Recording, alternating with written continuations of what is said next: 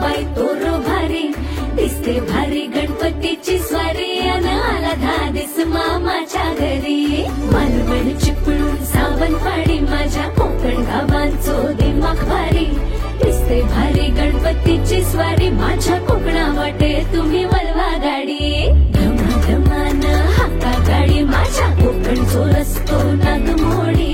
कारी न येवा बशी न येवा नाही तर सुसाट आगीन गाडी मुंबई पुण्याचे रस्ते सोडा माझ्या कोकणा वाटे तुम्ही वलवा